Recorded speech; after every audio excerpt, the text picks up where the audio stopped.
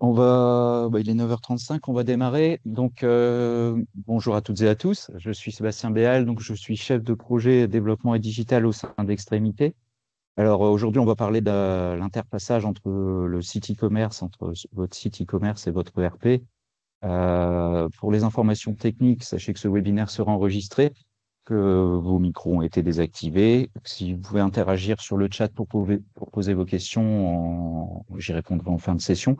Sachez que l'enregistrement sera disponible sur notre chaîne YouTube dans 48 heures.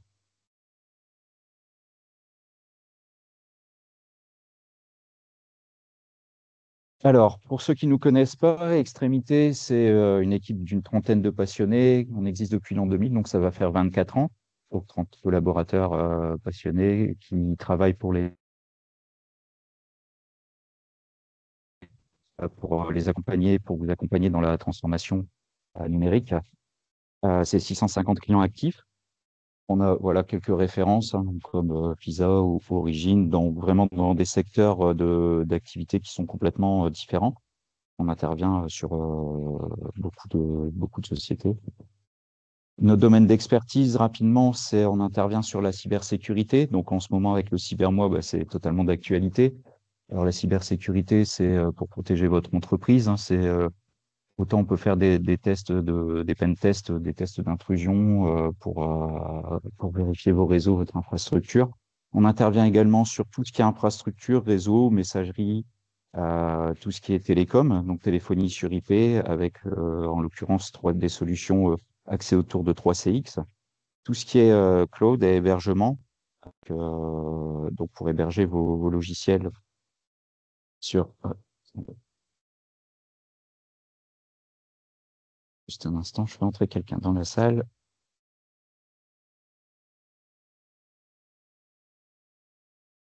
Donc, de l'hébergement en cloud de vos logiciels, de votre messagerie ou de vos serveurs. On intervient également beaucoup, et là, c'est la partie qui va plus nous concerner aujourd'hui, c'est sur la gestion, en l'occurrence la gestion commerciale, Sedge, principalement le Sedge 100, qui vous permet de gérer vos stocks, vos achats, vos ventes. Une partie développement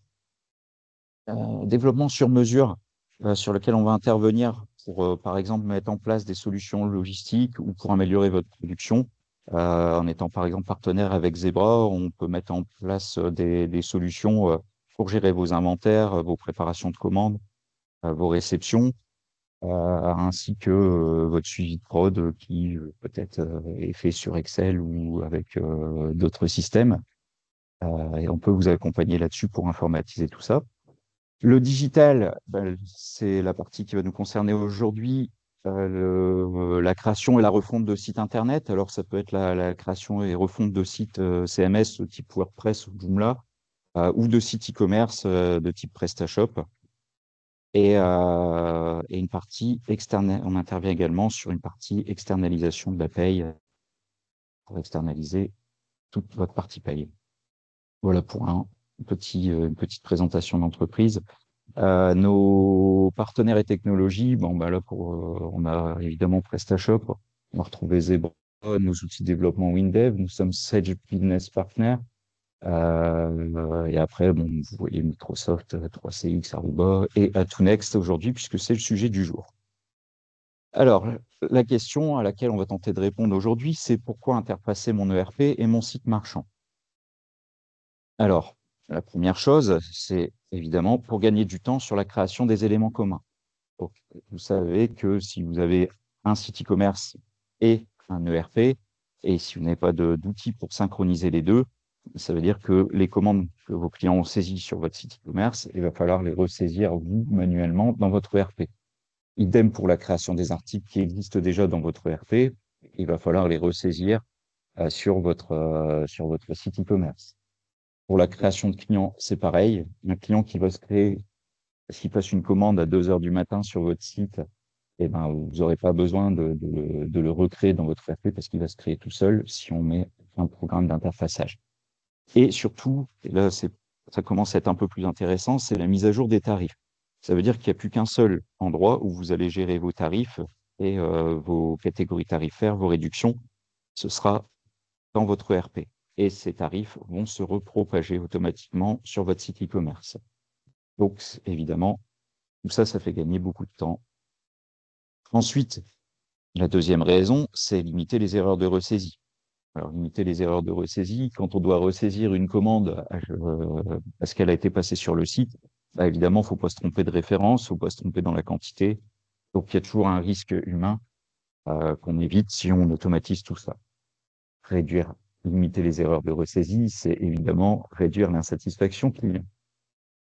C'est réduire également les erreurs de stock, puisque le stock, c'est un peu le nerf de la guerre en e-commerce. Si vous avez 10 quantités disponibles sur votre site et qu'entre-temps, quelqu'un passe une commande sur par téléphone et que le commercial le stock, si vous synchronisez pas vos stocks entre votre ERP et votre site e-commerce, vous risquez de générer de l'insatisfaction client parce que sur votre site e-commerce, la quantité sera disponible, votre client va passer une commande et puis vous allez devoir l'appeler pour lui dire finalement, j'ai plus la quantité parce que quelqu'un est venu chercher au magasin ou parce que mon commercial me l'a vendu par un autre canal. Donc, important de synchroniser les stocks entre l'ERP et le site e-commerce. Et puis, enfin, la conclusion, c'est que chaque logiciel va se contenter de jouer son propre rôle.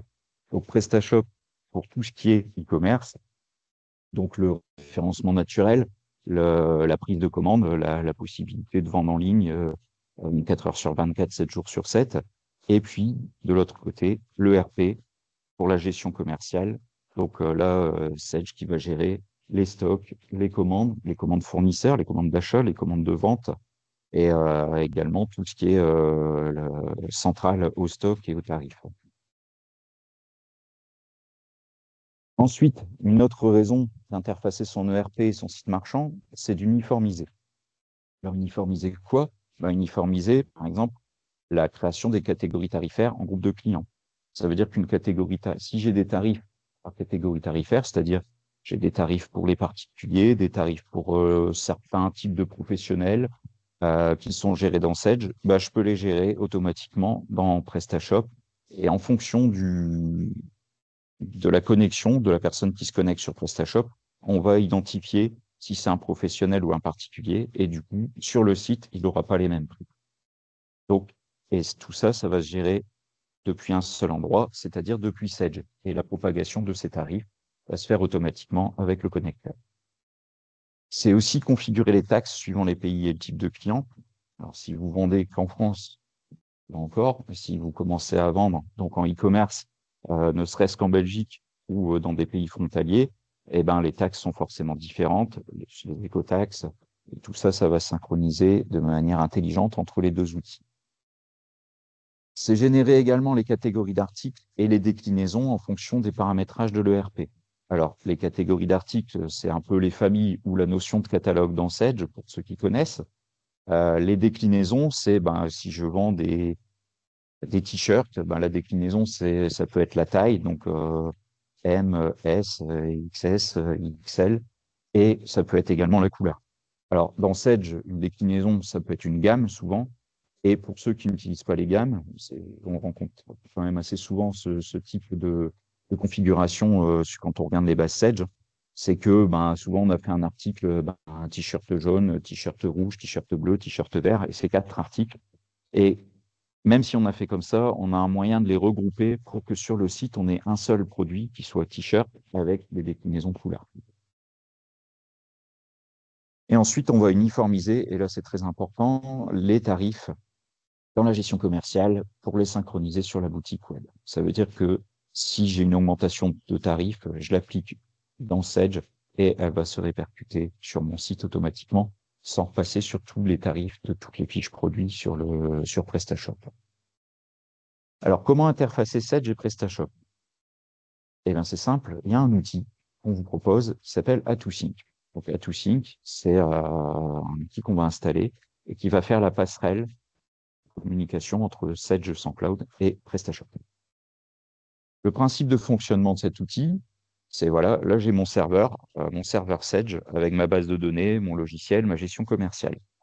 Au milieu, je vais aller mettre un logiciel, A2Sync, et je vais lui mettre des tâches planifiées pour qu'il me synchronise mes stocks toutes les 10 minutes, par exemple, ou qu'il me remonte mes commandes toutes les 30 minutes ou toutes les heures, enfin, à la fréquence dont j'ai envie, en fonction de la volumétrie de commandes que j'ai sur mon site e-commerce. De l'autre côté, j'ai mon site PrestaShop sur lequel on va installer un module PrestaShop qui est fait également par A2Sync, qui va permettre de faire le lien entre les deux. Donc PrestaShop va parler à A2Sync et A2Sync va parler à Sage à travers les objets métiers qui sont une API qui permettent d'écrire dans la base de données sans la corrompre et en respectant les règles métiers de Sage. Voilà pour le fonctionnement. Alors, on va prendre un exemple un peu plus parlant peut-être. Donc, je suis client, je crée une commande sur mon site e-commerce. Je remplis mon panier, je passe une commande. Ma commande arrive dans PrestaShop. Elle passe, si j'ai payé par carte bleue, elle passe en paiement accepté automatiquement. Si je paye par virement ou chèque, ben, elle est en attente de paiement. Et puis, manuellement, quelqu'un, au moment où le commerçant va recevoir le chèque ou le virement, il va passer la commande en paiement accepté. Cette commande paiement accepté, elle va être synchronisée par A2Sync. A2Sync va créer le bon de commande et vous allez retrouver automatiquement le bon de commande dans Sage avec la référence du numéro de commande qui était dans PrestaShop pour pouvoir faire le lien entre les deux.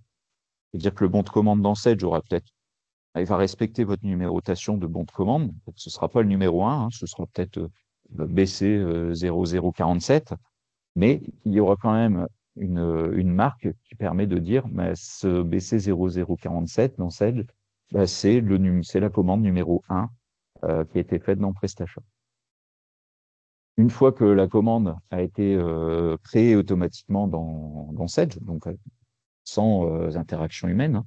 Donc là, vous êtes dans Sage, vous travaillez, les ADV travaillent, vous vous transformez en bon de préparation pour informer vos préparateurs de préparer la commande. Une fois que je transforme en bon de préparation dans Sage, bon, évidemment, ça affecte les stocks à terme dans Sage, avec toutes les règles qui sont inhérentes à l'ERP. Derrière, A2Sync va mettre à jour les statuts automatiquement dans PrestaShop. Donc, le statut de commande qui était en paiement accepté va passer en statut en cours de préparation. Et le fait que ce statut en cours de préparation change, ça va déclencher un envoi de mail à votre client qui va l'informer que sa commande est en cours de préparation. Lorsque la préparation est terminée par mes préparateurs, je vais transformer et générer un bon de livraison dans Sage. De la même manière, A2Sync va mettre à jour les statuts dans votre boutique. Le statut va être non pas en cours de préparation, mais en cours d'expédition. Là, après, ça dépend en fait comment vous avez configuré votre PrestaShop. Et encore une fois, un mail va partir pour informer votre client que sa commande a été expédiée. Et enfin, chose très importante, c'est que le fait de transformer en bon de livraison, ça met évidemment dans Sage, ça met à jour la notion de stock disponible. Et cette notion de stock disponible va être répercutée automatiquement par le connecteur A2Sync dans votre site e-commerce. Et donc, dans votre site e-commerce, ben, les quantités disponibles pour l'article en question vont être mises à jour automatiquement. Voilà à peu près comment ça fonctionne. Alors, on synchronise quoi un peu plus de détails. Dans le sens de Sage vers la boutique, on va synchroniser les catégories suivant 3 options.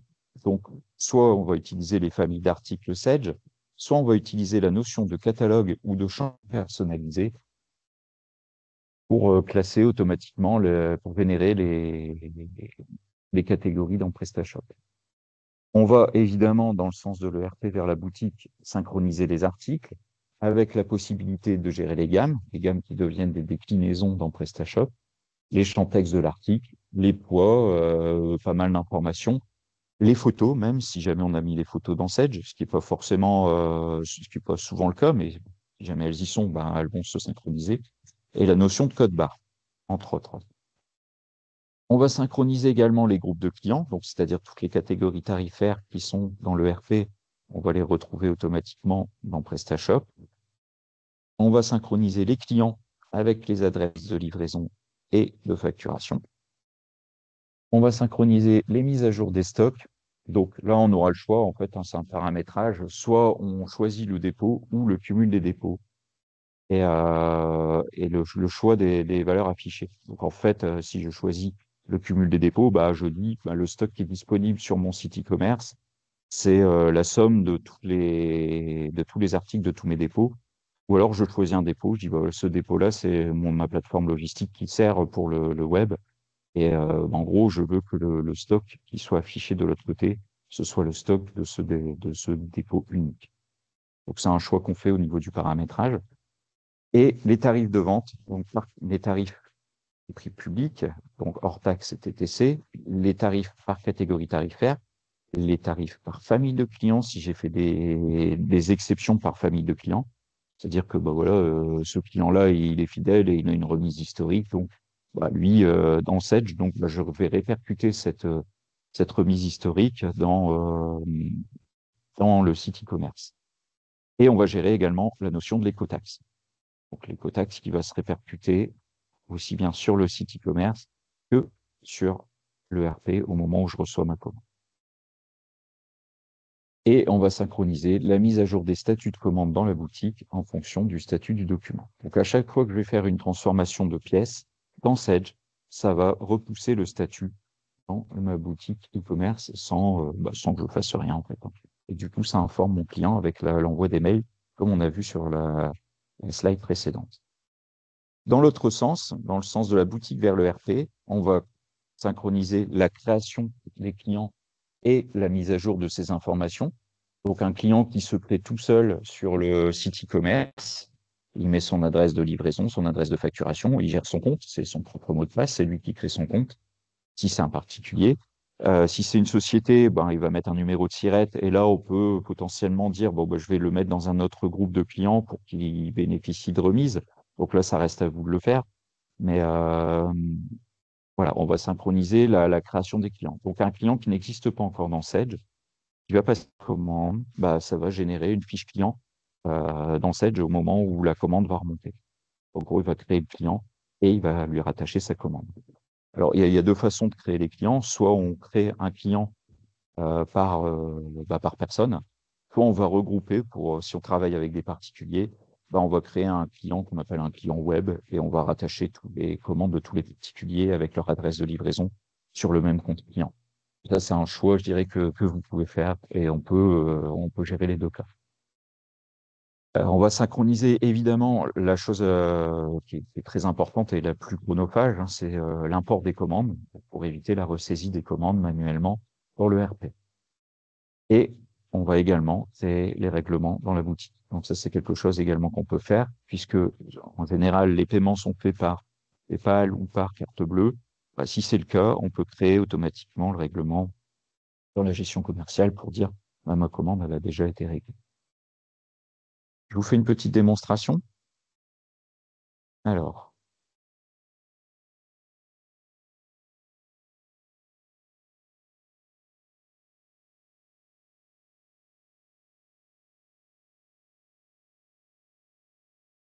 donc là, je suis connecté en tant que Lydia sur ma boutique. Je vais aller sur je suis sur le front office.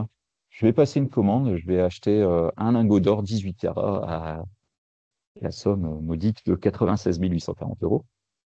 Donc, je vais mettre dans mon panier cet article et je commande. Je commande. Donc, mon adresse, bon, je la laisse. Elle est ici. Je continue. Bon, là, je vais dire retrait en magasin. Je continue. Et je vais faire un paiement par virement. Là, j'ai pas activé sur la boutique de démo, j'ai pas activé le virement par carte bleue. Donc, il n'y a que chèque ou par virement bancaire. Et je vais accepter cette commande. Alors, avant d'accepter cette commande, je vais peut-être vous montrer quand même ce qui se passe de l'autre côté dans Sedge. Hop, hop.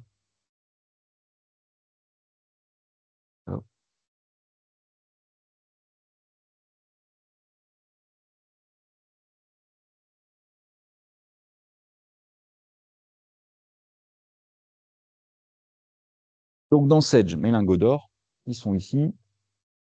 avec leur catégorie tarifaire, donc avec les prix qu'on a retrouvés tout à l'heure. Si je fais l'interrogation des stocks, voilà. J'en ai 8 en stock réel, j'en ai commandé 2 réserves. OK.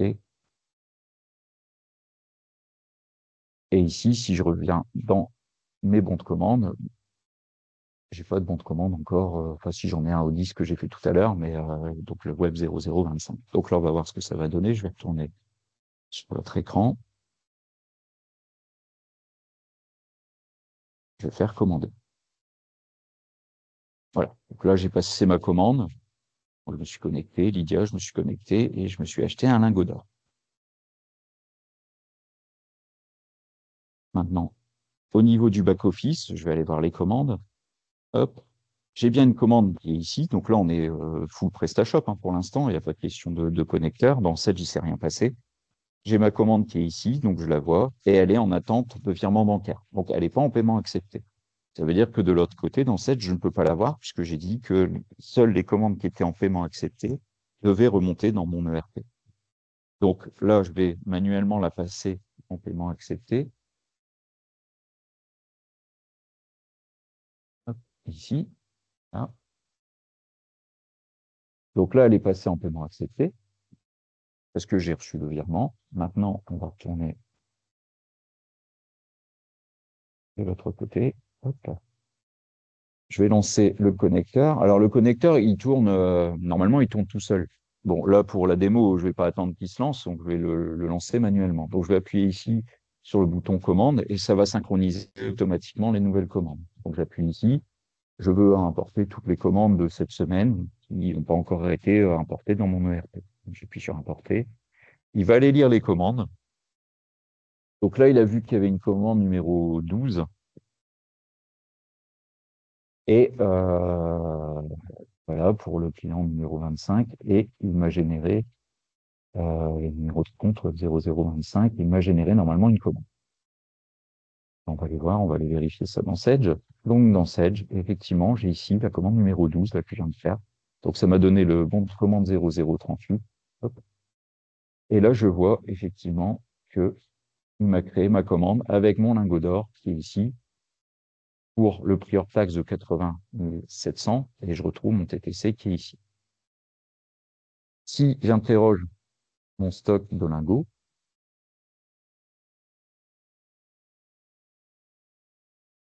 mon réservé qui était à 2 tout à l'heure est passé à 3. Donc mon stock à terme, forcément, a été impacté. Pour l'instant, je suis en commande réservée. Donc ce que je vais faire maintenant, c'est je vais transformer cette commande en bon de préparation, de livraison. Hop, je fais OK. Donc c'est plus dans les commandes, c'est dans les bons de prépa, ici. Et de la même manière, si je synchronise ici les statuts des commandes, il va mettre à jour toutes les commandes qui n'ont pas encore été mises à jour. Donc, au niveau des statuts, là, je vois que effectivement, il a été changé le statut de ma commande numéro 12. Et donc, si on ne subit pas l'effet démo, normalement, si je viens sur mon site, je devrais voir le statut qui a changé.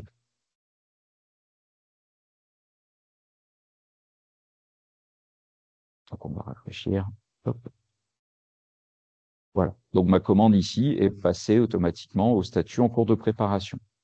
Bon, il y a un mail qui est parti à destination de Lydia. Normalement, ma collègue en haut a dû recevoir un mail comme quoi sa commande était en cours de préparation. Voilà un peu pour le mode de fonctionnement. Vous voyez, on peut déclencher le logiciel de manière manuelle et puis on peut évidemment automatiser toutes ces tâches pour que tout ça, ça se fasse tout seul à fréquence régulière. Je vais quand même vous montrer un petit peu plus l'outil. Hop, ici. Alors, comment on configure un petit peu tout ça? Donc, l'outil se présente comme ça. Si j'appuie ici, je vais synchroniser tout mon catalogue article, enfin, ou tout ou partie, hein, ça dépend comment j'ai réglé mon logiciel. Et en gros, tous mes articles que j'ai créés, tous mes nouveaux articles que j'ai créés dans Sage, et où toutes les modifications que j'ai pu apporter dans Sage vont se répercuter sur PrestaShop. Alors, quand je dis toutes les informations, en fait, c'est pas vrai. Parce que, évidemment, un descriptif Sage, c'est un descriptif qui est étudié pour apparaître sur une devis ou une facture. Et évidemment, vous le savez, hein, pour le référencement Google, un descriptif court de 69 caractères, c'est un peu limite pour être bien référencé.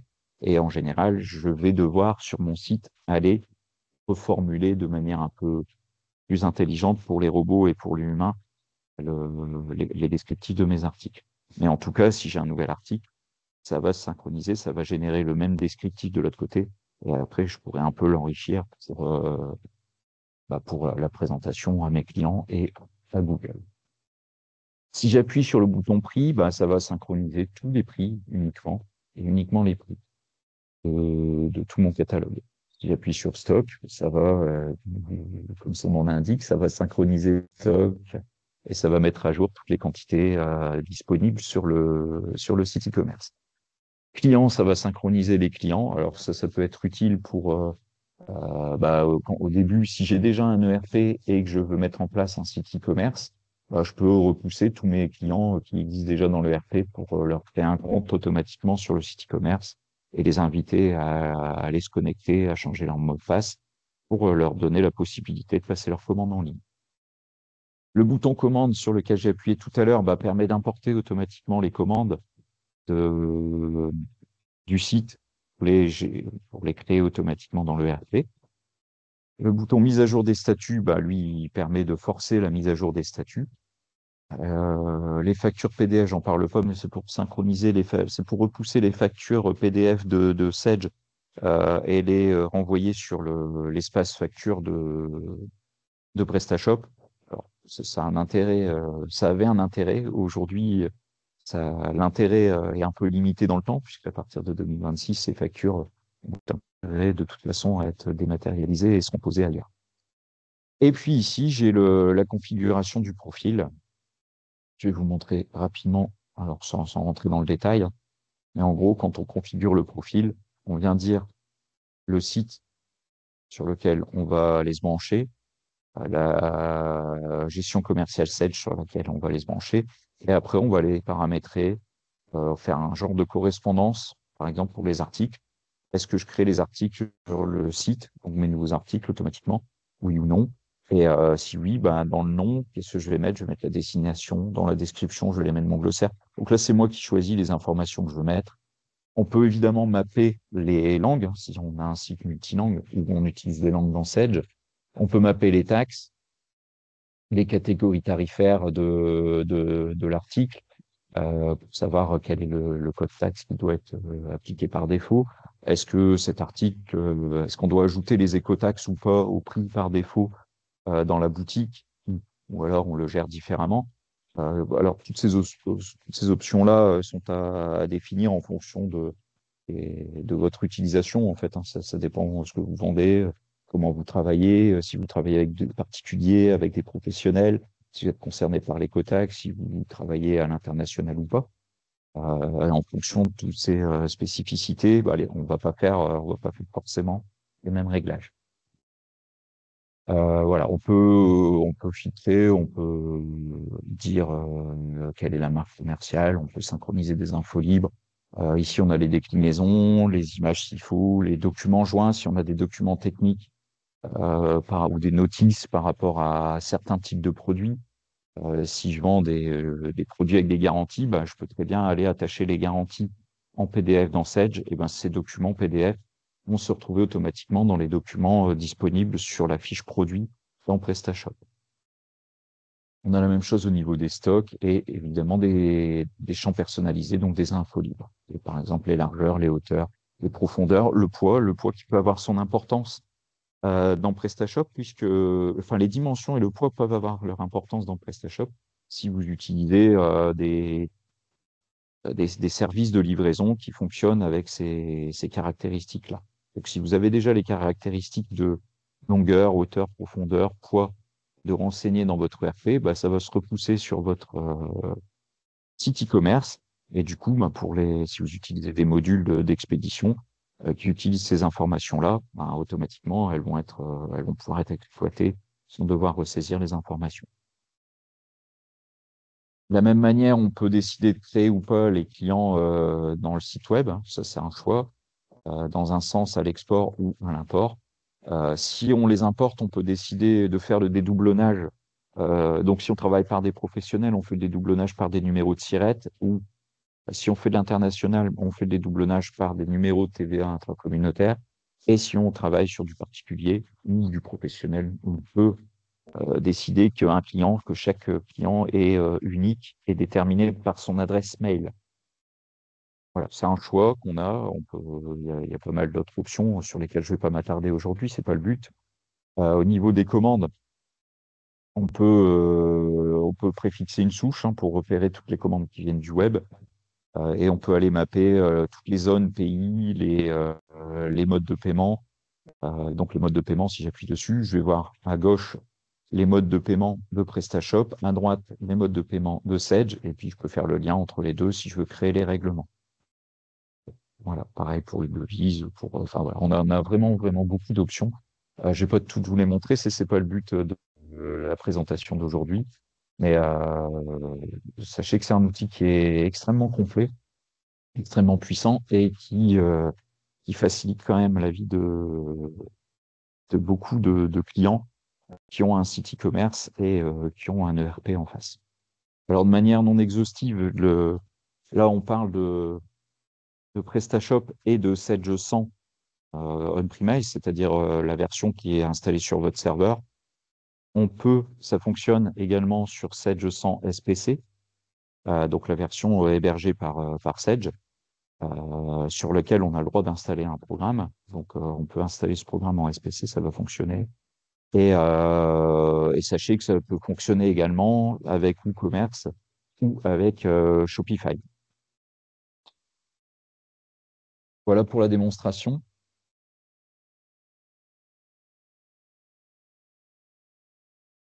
J'espère avoir été clair. J'espère que ce webinaire vous a permis d'en savoir plus sur le fonctionnement de la synchronisation entre votre ERP et votre site e-commerce.